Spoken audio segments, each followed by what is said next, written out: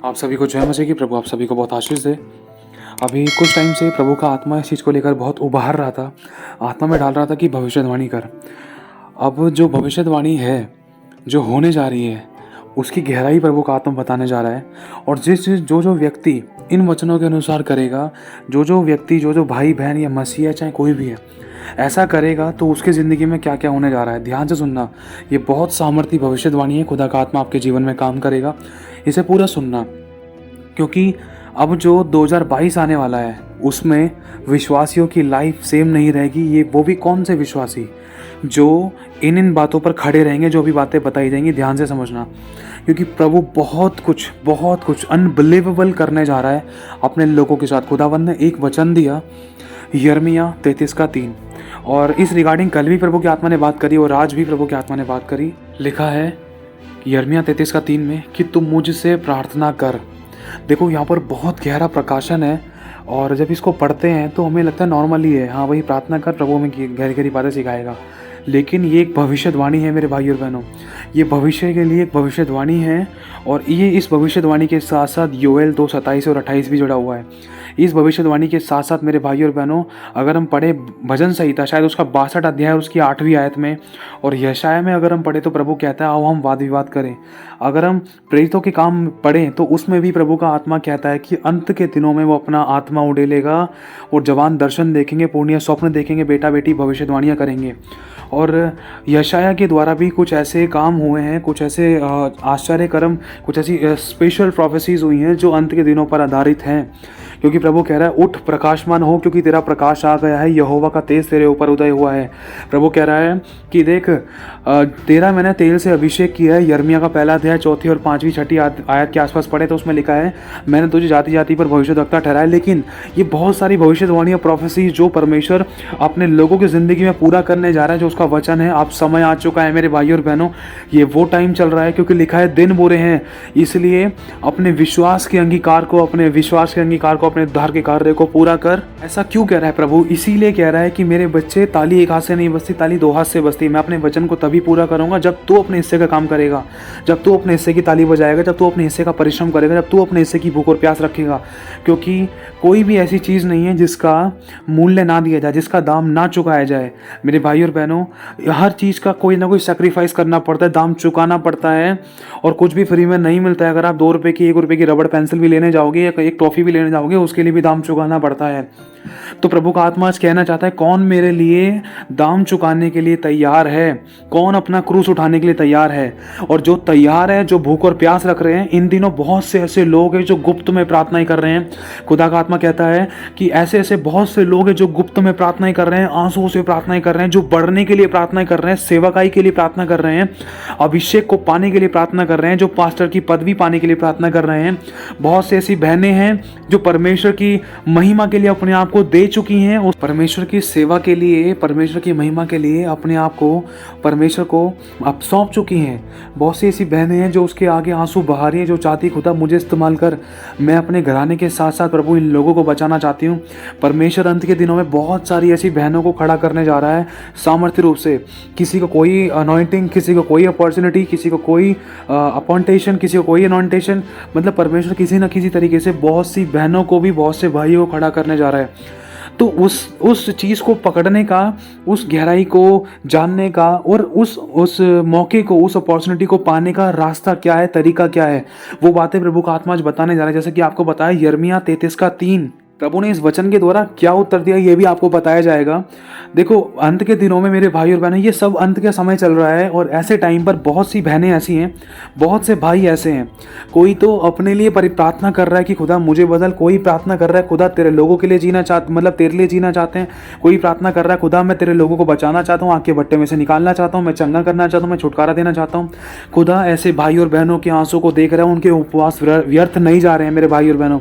वो उपवास कर रहे हैं, हैं, आप लोग अपनी आत्मा में जान जाओगे कि कौन ऐसा कर रहा है, कौन ऐसा नहीं कर रहा। अगर हम नहीं कर रहे, अगर आप नहीं कर रहे तो आपको करना ज़रूरी है, क्योंकि अभी नहीं तो कभी नहीं। और लिखा है अंत के दिनों में मनुष्य केवल रोटी ही से नहीं परंतु हर एक उस वचन से जीवित रहेगा जो परमेश्वर के मुख से निकलता है। कौन अपने आप को परमेश्वर के वचन से भर रहा है ऐसे इस टाइम पर? कौन भरने में लगा है? कौन तैयार कर रहा है? कौन अपनी आत्मा को बचाने के लिए परिश्रम कर रहा है? कौन खुदा के लोगों को बचाने के लिए परिश्रम कर रहा है? कौन अपने आप को उपवास और प्रार्थना और सामर्थ्य में मजबूत कर रहा है? कौन परमेश्वर की महिमा के लिए अपने आप को तैयार करने के लिए आंसू बहा रहा है? कौन अपना क्रूस उठा रहा है? खुदावन सबको टेस्ट कर रहा है, जांच रहा है, परख रहा है। बहुत से लोग हटाए जा रहे थे, बहुत से लोग बढ़ाए जा रहे थे, बहुत से लोग टेस्ट किए जा रहे थे, बहुत से लोग गिर गए थे, बहुत से लोग ऊंचे उठाए गए हैं, बहुत से लोगों को नई अपॉर्चुनिटीज मिली है, बहुत से लोगों ने जो अपॉर्चुनिटीज पाई थी वो खो दी। ये सच्चाई है। ये समय ऐसा चल रहा था मेरे भाई और बहनों, इसलिए प्रभु कहता है अपनी कमर बांध। और प्रभु ये भी कहता है कि तुम्हारी कमर बंधी रहे, तुम्हारी कमर बंधी रहे, मतलब सत्य से तुम्हारी कमर बंधी रहे। सत्य से ना तो दाएं मुड़ना ना बाएं मुड़ना। सत्य क्या है? यीशु। और यीशु भी एक मार्ग है, यीशु मार्ग है। सत्य के साथ साथ हमें उस मार्ग पर चलना जरूरी है ताकि हम उस मुकाम को, उस ताज को, उस मुकुट को पाएं जो खुदावन स्वयं हमें अपने हाथों से पहनाएगा।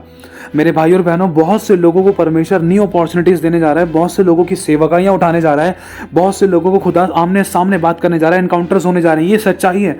खुदा की आत्मा ने ये बातें डाली है। खुदा आपको बहुत ऐसे उठाने पर है। अगर आप इन बातों को सीरियस लोगे तो वो समय बहुत नज़दीक है कि जब खुदा से आप आमने सामने बात कर सको या उसकी सुन सको, आपके कान खुल जाएं उसकी बात को सुनने के लिए। सोते वक्त भी खुदा के स्वर्गदूत, उसके दर्शन, उसका स्वर्ग और उसके रेवलेशंस आपको मिलें, उसकी आज्ञाएं आपसे बात करें। ऐसा समय आने वाला है, बहुत जल्द आने वाला है। जो उसके लिए भूखे और प्यास रख रहे हैं तो उसका वो वचन पूरा होगा कि धन्य है वो जो धार्मिकता के भूखे और प्यासे हैं, क्योंकि वे तृप्त किए जाएंगे। और खुदा का आत्मा आज ये भी कहता है, जिन मेरे बच्चों ने, जिन मेरी बेटी और बेटों ने अपने आप को संसार से दूर करके रखा है, मतलब बुराई से बैर करके रखा है, संसार के हाथों में, संसार के कामों में नहीं गए, संसार के हाथों में नहीं पड़े, बुराई के हाथों में नहीं गए, ना ही बुराई को चुना। जो लोग अपने आप को बुराई से दूर करके बैठे हैं और मेरी संगति में मेरे लिए मेरे से प्रार्थना करते हैं, मेरे लिए अपने समय को देते हैं, अपना टाइम पैसा एनर्जी जो मेरे लिए लगा रहे हैं, उनके लिए बहुत बड़ा प्रतिफल परमेश्वर के पास रखा है। और खुदाबंद बहुत आयत से उनको बढ़ाने पर है। खुदा कहता है कि देख, रोने पीटने और आंसू बहाने से रुक जा, क्योंकि तेरे परिश्रम का फल तुझे मिलने वाला है। खुदावन आपके लिए बहुत सारे वायदे कर रहा है और ये अब समय है कि वो वायदों को पूरा करे, वरन वो घड़ी आ पहुंचे कि खुदावन आपको उठाए और आपके द्वारा अपनी महिमा ले और आपके जीवन में अपने आप को प्रकट करे और आपके द्वारा लोगों को आग के भट्टे में से निकाले और आपके द्वारा लोग छुटकारा पाए, आशीष पाए, बरकत पाए, दुष्ट के बंधनों से आज़ादी पाए और खासकर आत्माएं तैयार की जाएं, ताकि जब यीशु मसीह आए तो हम तैयार दुल्हन को, हम सभी लोगों को प्रभु यीशु मसीह बादलों में लेकर जाए। कोई मनुष्य यहाँ पर रहने न पाए, क्योंकि खुदावन किसी दुष्ट के मरने से खुश नहीं होता। इसलिए परमेश्वर आपके आंसू को देख रहा है, आपकी प्रार्थना को देख रहा है, आपके उपवास को देख रहा है, जो आप अपने लिए नहीं वरन खुदा के काम को करने के लिए, पवित्रता का जीवन जीने के लिए और एक अच्छी जिंदगी को पाने के लिए, वरन दूसरों के लिए अच्छी जिंदगी का कारण बनने के लिए जो आप कर रहे हो, आपका परिश्रम प्रभु में व्यर्थ नहीं है। और खुदावन बहुत ऐसे बढ़ाने पर है। लेकिन इसमें एक बात का खासकर ध्यान रखना, ये सारी बातें शैतान जानता है। शैतान किसी के भी द्वारा आपको खुदा से दूर कर सकता है, चाहे घर का मेंबर हो, चाहे बाहर का मेंबर हो, चाहे कलीसिया का मेंबर हो, कोई भी हो। ध्यान रखना, आप यहूदा को याद कर सकते हो जिसने यीशु मसीह को पकड़वाया था। मेरे भाई और बहनों, इन बातों का खासकर ध्यान रखना है। और वो भविष्यवाणी क्या है? वो भविष्यवाणी ये है कि प्रभु अंत के दिनों में बहुत से लोगों के पास आने वाला है, बात करने वाला है, दर्शन दिखाएगा, स्वप्न दिखाएगा। और कैसे होगा ये सब, ये किसके साथ होने जा रहा है, इस बात को जानना जरूरी है। और इसी के साथ साथ बहुत से लोगों को परमेश्वर अपने बड़े बड़े गिफ्टों से नवाजने वाला है। बड़े बड़े गिफ्ट, अगर हम कुरिन्थियों पढ़े तो कुरिन्थियों में लिखा है, उसी एक आत्मा के द्वारा किसी को चंगा करने का वरदान, चंगा करने का गिफ्ट, किसी को नए नए भाषाएं बोलने का गिफ्ट, किसी को सामर्थ्य काम करने का गिफ्ट, किसी को विश्वास में परिपूर्णता, अटूट विश्वास का गिफ्ट, किसी को मतलब कई कई प्रकार के भाषाओं के अर्थ बताने का गिफ्ट, कई कई प्रकार के वरदान है। और लिखा है हर एक दान और वरदान उस ज्योतियों के पिता की ओर से दिया जाता है। जब तक स्वर्ग से ना दिया जाए तो पृथ्वी पर वो नहीं माना जाता, क्योंकि अगर स्वर्ग से अगर स्वर्ग से ही परमेश्वर ने नहीं दिया तो धरती पर कैसे भरोसा कर सकते हैं। तो मेरे भाई और बहनों, खुदावन बहुतों के ऊपर अपना आत्मा उड़ेलेगा और उमड़ उमड़ के खुदावन के लोग आगे आएंगे। ये सच्चाई है। जिन लोगों को लोगों ने धुतकारा है, धिक्कारा है, और जिन लोगों के बारे में कोई सोचता भी नहीं था कि अरे ये बहन इस्तेमाल हो सकती है, अरे ये तो हल्की फुल्की प्रार्थना करती थी, ये आज यहाँ पर इतने बड़े स्टेज पे कैसे पहुंच गई, ये भाई कैसे पहुंच गया, अरे इसकी मीटिंग में आज हम आए हैं। ऐसे समय आने वाला है मेरे भाई और बहनों, वो आप में से बहुत से लोगों को उठाने वाला है। बहुत सी कलीसियाँ, बहुत सी संगतियाँ घर से शुरू होने जा रही हैं और बहुत सी अपॉर्चुनिटीज, आपको मौके मिलने जा रहे हैं। आराधना करने के जगह जगह लोग आपको बुलाएंगे और प्रार्थना करने के लिए आपके घर पे लोग खटखटाने के लिए आ रहे हैं। प्रार्थना करने के लिए आपको लोग बुलाएंगे अपने अपने कमरों में, अपने घरों में। लेकिन ध्यान रखना, कई बार शैतान भी ज्योतिर्मय स्वर्गदूत का रूप भी लेकर आ सकता है ताकि वो आपको खुदा से दूर करे और परमेश्वर की सेवा की बजाय अपनी सेवा कराए, जिसमें पाप है, जिसमें झूठ है, जिसमें अपना कॉलर ऊंचा है, जिसमें हम एक मनुष्य खुदा के लिए नहीं वरन अपने लिए, अपने भोग विलास के लिए जीता है। ध्यान रखना है कि शैतान भरमाने ना पाए, चाहे धन को लेकर, चाहे रिलेटिव रिलेशंस को लेकर, चाहे शारीरिक संबंध को लेकर, चाहे किसी प्रकार के धोखे को लेकर, किसी भी चीज से आपको भरमाने ना पाए। और वचन से वो सबसे पहले भरमाता था कि ऐसा लिखा है, वैसा लिखा है, ऐसा भी कर सकता है, वैसा भी कर सकता है। थोड़ा सावधानी बरतना जरूरी है। इसीलिए प्रभु चाहता है कि तुम मुझसे प्रार्थना कर, मैं तुझे कठिन कठिन गुड़ गुड़ बातें बताऊं जिन्हें तू अभी नहीं समझता, ताकि जिन बातों की जरूरत तेरे को है, जब मैं तुझे ऊंचा उठाऊंगा तो तू ठोकर नहीं खाएगा और तू शैतान की बातों में नहीं आएगा, जैसे यीशु नहीं आया था। और यीशु मसीह ने अपनी बुलाहट को पूरा किया और यीशु ने ठोकर नहीं खाई। और मेरे भाई और बहनों, यीशु पवित्र आत्मा की सामर्थ्य, वचनों से और बुद्धि और आत्मा से परिपूर्ण था। क्यों परिपूर्ण था? क्योंकि यीशु मसीह हर एक दिन अपने पिता के साथ बहर होने से कहीं पहले प्रार्थना करने जाया करता था और बात करता था। और लिखा है, अगर हम जाने, यिर्मयाह 33:3 कहता है कि तू मुझसे प्रार्थना कर। देखो, यहाँ पर दो व्यक्ति हैं और दो प्रकार से काम हो रहे हैं। जैसे मैंने आपको फ़ोन किया है, ठीक है, मान लो आपने मुझे फ़ोन किया है, मैंने आपको फ़ोन किया है। अब मैं आपसे प्रार्थना कर रहा हूँ कि भैया मुझे ये दे दो, बहन मुझे ये दे दो, मेरे को ज़रूरत है, मेरे को ये दे दो, वो दे दो, ठीक है। मैं आपसे प्रार्थना कर रहा हूँ, इसमें एक शब्द पूरा हो रहा है। पहला लिखा है कि तू मुझसे प्रार्थना कर। अब मैं आपसे प्रार्थना कर रहा हूँ, मतलब आपसे मांग रहा हूँ, रिक्वेस्ट कर रहा हूँ कि मेरी बहन, मेरे भाई मुझे ये दे दो। तो उसमें एक पैरा पूरा हो गया कि तू मुझसे प्रार्थना कर। इसके बाद क्या लिखा है? तू मुझसे प्रार्थना कर, फिर मैं तेरी सुन कर। अब जब मैं प्रार्थना कर रहा हूं तो आप उस समय चुपचाप सुन रहे हो। अगर आप भी बोलते रहोगे, अगर मैं भी बोलते रहूंगा, तो दोनों बोल रहे हैं, तो उस समय ना तो आप सुन सकते हो, ना तो मैं सुन सकता हूं। ना तो आप उत्तर दे सकते हो अच्छे से, ना मैं उत्तर दे सकता हूं। अगर कोई उत्तर देगा भी तो कोई समझ भी नहीं पाएगा। क्यों? क्योंकि दोनों एक ही फोन पर इकट्ठे बात कर रहे हैं, इकट्ठे बोल रहे हैं। लेकिन अगर एक बोलेगा, दूसरा सुनेगा, तो ही इंसान समझ पाएगा, और दूसरा सुनेगा, पहला बोलेगा, तभी इंसान समझ पाएगा। तो यही प्रभु कहना चाह रहा है कि तुम मुझसे प्रार्थना कर, मैं तेरी सुनकर, मैं तेरी सुनकर। जब हम प्रभु से प्रार्थना कर रहे हैं तो प्रभु सुन रहा है प्रभु। फिर उसके बाद प्रभु कह रहा है, मैं तेरी सुनकर तुझे कठिन कठिन गुड़ गुड़ बातें बताऊंगा जिन्हें तू अभी नहीं समझता। मतलब प्रभु कहना चाहता है, देख अब तूने प्रार्थना कर ली है, मैंने तेरी प्रार्थना सुन ली है, अब तुझे मैं बताऊंगा, मैं सिखाऊंगा, मैं समझाऊंगा। कैसे? जब हम प्रभु से प्रार्थना करते हैं, घुटने के बल आके जिस भी तरीके से हम प्रार्थना करते हैं, तो प्रार्थना करके हमें उसका इंतजार करना है।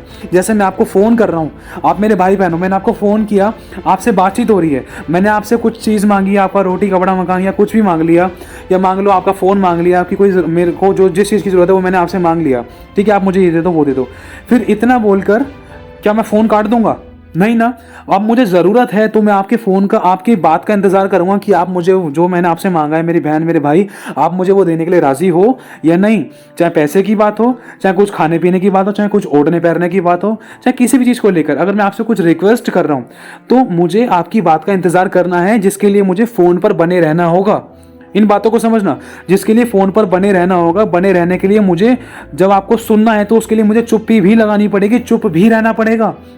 जैसे उदाहरण के तौर पर, आप कोई भाई हैं, आप कोई भाई हैं या कोई बहन है, अगर आपको मेरे दिल की धड़कन सुननी है तो आपको पहले शांत होना पड़ेगा। अगर आप बोलते बोलते मेरे दिल की धड़कन सुनोगे तो आपको आपकी खुद की आवाज़ सुनाई देगी, आप मेरे दिल की धड़कन को नहीं सुन पाओगे। क्यों? क्योंकि शोर शराबा इतना हो रहा है, कॉन्सेंट्रेट बिगड़ रखा है, क्योंकि आपका कॉन्सेंट्रेट कहीं और है, बोलने पर है। इसी तरीके से आप मेरी आवाज़ को नहीं सुन सकते दिल की। आपको अगर मेरे दिल की आवाज़ को सुनना है तो उसके लिए सबसे पहले आपको अपनी चुप्पी लगानी पड़ेगी, आपको चुप होना पड़ेगा। चुप होने के साथ साथ आपको मेरे नज़दीक आना पड़ेगा मेरे भाई, और नज़दीक आने के साथ साथ मेरे भाई, और आपको मुझे सुनने के लिए मेरे भाई मेरी बहन क्या करना पड़ेगा? सबसे मेन चीज़ ये है कि आपको चुप्पी लगाने के साथ साथ आपको मेरे नज़दीक आना पड़ेगा। इसी प्रकार से जब हम प्रभु से प्रार्थना करते हैं, प्रार्थना करने के बाद हमें चुप्पी लगाकर हमें प्रभु के नज़दीक जाना है, ताकि जो प्रभु बोलना चाहता है, हमें दर्शन दिखाना चाहता है, हमें स्वप्न दिखाना चाहता है, या जो वचन हमारे आत्मा में, मन में डालना चाहता है, या कुछ वचन हमसे बोलकर बतलाना चाहता है, तो उसके लिए हम चुप्पी लगाएं। पहले चुप लगाने के बाद आपको मेरे नज़दीक आना पड़ेगा। हमें नज़दीक जाने के लिए हमें अपना कॉन्संट्रेट, अपना दिलो दिमाग पूरा खुदावंत की ओर लगाना पड़ेगा कि यीशु तुम मुझसे बोल। हमें उसका इमेजिनेशन करना होगा कि प्रभु तू कैसा है, कैसा दिखाई देता है, तू क्या बोलने वाला है। अपना ध्यान पूरे स्वर्ग की तरफ लगाना पड़ेगा, यीशु की तरफ लगाना पड़ेगा और उसके सुनने की तरफ। अपना ध्यान पूरी संसारिक बातों पर से हटाकर उसकी तरफ ध्यान पूरा केंद्रित करना पड़ेगा। और जैसे ही आप मेरी तरफ अपना पूरा ध्यान करोगे केंद्रित, फिर उसके साथ साथ आपको मेरे सीने पर क्या रखना पड़ेगा, अपना सर रखना पड़ेगा। कैसे? अपना कान मेरे सीने पर लगाना पड़ेगा। लगाने के साथ साथ इसका मतलब क्या है कि अपने कान को व्यवस्था की बातों के सुनने पर पूरी गहराई से लगाना है। परमेश्वर जो बोलेगा वो अपने वचन के अनुसार बोलेगा, वो अपने वचन के विरुद्ध नहीं बोलेगा। इस बात का खासकर ध्यान रखना, क्योंकि बहुत से लोग इन बातों को लेकर भरमाए गए थे कि ये बात मेरे को खुदा ने बोली, लेकिन असल में वो शैतान ने बोली थी। क्योंकि शैतान भी यीशु के पास पत्थर रोटी वाली बातों को लेकर, मतलब राजपाट को लेकर और गिराने को लेकर, बहुत सारी बातों को लेकर आया था। तो इसीलिए आपको ध्यान रखना है, खुदा अगर कुछ भी बोल रहा है तो वो आपको अपने वचन के अकॉर्डिंग ही बोलेगा, वचन के विरुद्ध में जाकर नहीं बोलेगा। और इसी के साथ साथ जब आप उसको सुनोगे, सुनने के लिए जब आप उसके नज़दीक जाओगे, उसकी छाती पर सर रखोगे, छाती पर सर रखने के लिए आपको अपनी सांसें भी धीमी करनी पड़ेगी। ये गहराई है, मैंने इसको अपनी ज़िंदगी में अपनाया। समझना इस बात को, आपको अपनी सांसें भी थोड़ी धीमी करनी पड़ेंगी। जब आप सांसें थोड़ी नम नम लोगे, धीरे धीरे लोगे, तो आपको ऐसा लगेगा बिल्कुल सन्नाटा छा गया। अब सिर्फ ये बाकी है कि खुदा कब बोले और कब मैं सुनूं। और तब यिर्मयाह 33:3 पूरा होगा कि तू मुझसे प्रार्थना कर, मैं तेरी सुनकर। जब मैं तेरी सुन रहा हूँ, तू बोल रही है, तू बोल रहा है, ठीक है, अब तूने बोल लिया, तू बोल चुकी, अब तू चुप हो जा, मैं तेरी सुनकर। अब मेरी बारी है। पहले तूने बोला, मैंने सुना, अब मैं बोलूँ, अब तू सुन।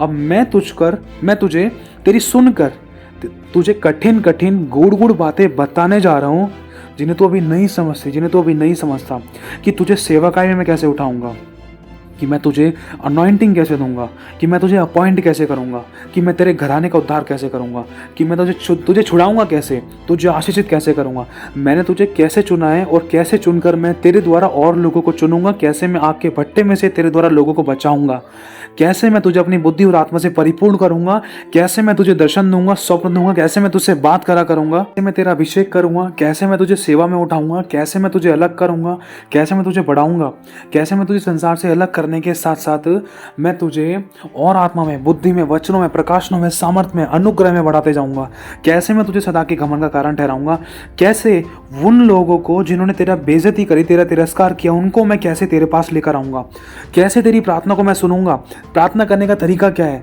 किस तरीके से तुझे करना है, ये सब चीज़ मैं तुझे बताता जाऊंगा, कैसे तुझे आत्मिक हथियार पहनने हैं, कैसे तुझे वचनों में बढ़ना है, कितनी घंटे का, कितनी देर का, कैसे तुझे क्या उपवास रखना है, किस प्रकार के विषय रखने हैं, ये सब कुछ आत्मा, परमेश्वर का आत्मा में बताएगा। कठिन कठिन बातों को, जो छोटी छोटी बातें हमें लग रहा है कि ये तो कुछ नहीं, लेकिन उनमें भी बहुत गहरी गहरी ऐसी कठिन बातें जिनको हमने कभी सोचा ही नहीं है। मेरे भाइयों और बहनों, आने वाले टाइम में खुदा के पवित्र आत्मा की सामर्थ के द्वारा, पवित्र आत्मा का एक ऐसा रिश्ता खुदा चाहता है कि जिसके द्वारा परमेश्वर, जैसे लिखा है ना, अगर हम हनोक के बारे में पढ़ें, लिखा है हनोक परमेश्वर के साथ साथ चलता था। और यह भी लिखा है कि धर्मी जन इसीलिए उठा लिया जाता है कि वो आगे चलकर दुख को ना देखे। और धर्मी कौन था? यीशु धर्मी था, हनोक धर्मी था और एलिया परमेश्वर के दास धर्मी थे। ये तीनों परमेश्वर के अभिषिक्त धर्मी रहे और ये ऐसे नहीं उठा लिए गए, ये परमेश्वर के साथ साथ चलते थे। मतलब खुदा का रूह इनसे बात करता था और ये खुदा से आमने सामने बात करते थे, ये ऐसे अभिषिक्त थे। तो आने वाले टाइम में कुछ ऐसा भी कुछ परमेश्वर के बहुत सारे अभिषिक्तों के साथ, कुछ बहुत सारे सेवकों के साथ, कुछ बहुत सारे ऐसे विश्वासियों के साथ होने जा रहा है कि खुदा का आत्मा अगल बगल होकर सामने बैठकर एहसास कराएगा, कमरे में दिखाई देगा, चलते फिरते दिखाई देगा, बात करते करते दिखाई देगा, प्रार्थना करते करते कमरे में आएगा, आराधना के टाइम, प्रार्थना के टाइम, वचनों के टाइम परमेश्वर दिखाई देगा, स्वप्न में, दर्शन में, आराधना में, प्रार्थना के समय प्रभु दिखाई देगा, स्वर्गदूत दिखाई देंगे। और इसी के साथ साथ मेरे भाइयों और बहनों, खुदावन अपना आत्मा उन लोगों पर उड़ेलेगा जो उसके लिए भूखे और प्यासे हैं, क्योंकि वे तृप्त किए जाएंगे। और इसी के साथ साथ जिन लोगों ने अपने आप को संसार से अलग करके रखा है, जो सिर्फ खुदा को प्रसन्न करना चाहते हैं वरन संसार को नहीं, तो उनके ऊपर खुदावन बहुत आज से अपने तेल को, अभिषेक को उड़ेलेगा, जिसके द्वारा सबसे पहले बड़ी बेदारी आप लोगों के द्वारा आए। और इसी के साथ साथ परमेश्वर आपके लाइफ के हर एक हिस्से को उन्नति देगा, फाइनेंशियली स्ट्रांग करेगा और स्पिरिचुअली स्ट्रांग करेगा, आत्मिक शारीरिक रूप से मजबूत करेगा। और जैसे जैसे खुदा आपको मजबूत करते जाएगा वैसे वैसे आपकी आत्मिक उन्नति होती जाएगी।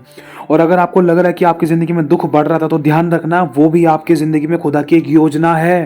क्योंकि खुदा आपको उस सिचुएशन से, उस परिस्थिति से इसलिए गुजारना चाहता है ताकि आपको पैना बनाए, ताकि आपको नुकीला बनाए और बहुत पैना और तीखा बनाए, ताकि शत्रु की गर्दन पर, ताकि जब शैतान के सर पर, ताकि आपकी जुबान से जो आग निकलेगी ना आने वाले टाइम में, जिसके सामने शैतान टिक नहीं सकता। कोई बीमारी, कोई तकलीफ, कोई कर्जा, कोई गरीबी, कोई घटी, कोई आंसू, कोई श्राप टिक नहीं पाएगा। क्योंकि खुदा अपने आत्मा से, अपनी सामर्थ से आपको परख कर, आपको मजबूत करके दुख की भट्टी में भले ही आपको परख रहा था, भले ही आपकी कंडीशन ऐसी चल रही थी कि आपको भूखा भी रहना पड़ा, लेकिन ध्यान रखना अभी भी आप उसके हाथों में हो और आपको वो तैयार कर रहा है, ताकि जब आप बोलोगे तो छुटकारे होंगे, जब आप चलोगे तो सामर्थ निकलेगी, जब आप प्रचार करोगे तो लोग पवित्र आत्मा का दान पाएंगे, और जब आप परमेश्वर की महिमा के लिए अपना कदम बढ़ाओगे तो आप उन्नति पाओगे। आपके द्वारा बहुत से लोग उद्धार और आशीष पाएंगे और आपने परमेश्वर में बने भी रहेंगे। लेकिन लेकिन लेकिन ध्यान से समझना, सबसे पहली बात यह है, पहला क्या है, प्रभु चाहता है कि तुम उससे प्रार्थना कर। जितना आप लोग और हम लोग प्रार्थना, आराधना, वर्शिप में खुदा के साथ और मजबूत और कनेक्ट होते जा रहे हैं, उतना हम खुदा की उन्नति में बढ़ते जा रहे हैं। दूसरा, अगर आपकी कोई परीक्षा चल रही तो उस समय आपको धीरज धरना है, चुप्पी लगानी है और सहना है और आगे बढ़ना है, क्योंकि सहना खुदा को भाता है। दूसरा, आपको वो मजबूत करना चाहता है, ठीक है। तीसरा, खुदा का वचन कहता है, अगर हम भजन संहिता 62 अध्याय, शायद उसकी 8वीं आयत में लिखा है, 62 पता नहीं, शायद 63 में लिखा है कि यहोवा से अपनी दिल की बात खोल कर कहो। आपको सारी बातें अपनी खोल कर परमेश्वर से कहनी है। ये बात किन के साथ होने जा रही है? ये जिनके साथ होने जा रही है उनके अंदर ये गुण दिखाई दे जाएंगे। मेरे भाई और बहनों, बातों को समझना, आपको खुदा से कुछ भी नहीं छुपाना है, खुदा की इच्छा के बगैर कुछ भी नहीं करना है। ये हमें चीज़ का ध्यान रखना। देखो, ऐसी गलतियां मुझसे भी हुई हैं, मैं एक्सेप्ट करता हूँ, मुझसे भी हुई, लेकिन जब जब हमने अपनी इच्छा के अनुसार चला है, जब अपने अपनी इच्छा के अनुसार किया है, तो हमने कुछ ना कुछ गड़बड़ियाँ देखी थी, कुछ ना कुछ ऐसी बातें देखी जिससे कि थोड़ा सा हर्ट हुआ और बाद में इस बात का दुख, खुदा मैंने तेरी आगे का पालन नहीं किया।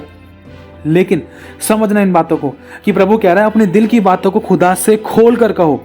और इसी के साथ साथ अगर हम यशाया भविष्यद्वक्ता की पुस्तक पढ़ें, उसमें लिखा है आओ हम वाद विवाद करें।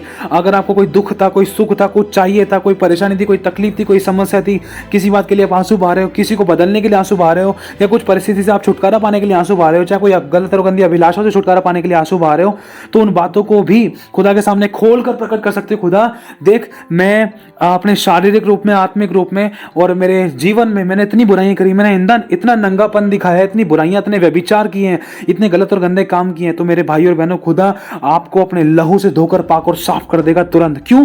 क्योंकि लिखा है जो अपने अपराध छिपा रखता है उसका काम सफल नहीं होता, वरन जो उसको मान लेता है और छोड़ भी देता है उस पर दया की जाएगी। जो छोड़ देगा तो उस पर अपना लहू लगाएगा यीशु, उसको आजाद करेगा और उसके अंदर अपने आप को प्रकट करेगा। क्यों? क्योंकि उसने अपने अंदर से बुराई को अपने मुंह से पश्चाताप करने के द्वारा निकाल दिया है।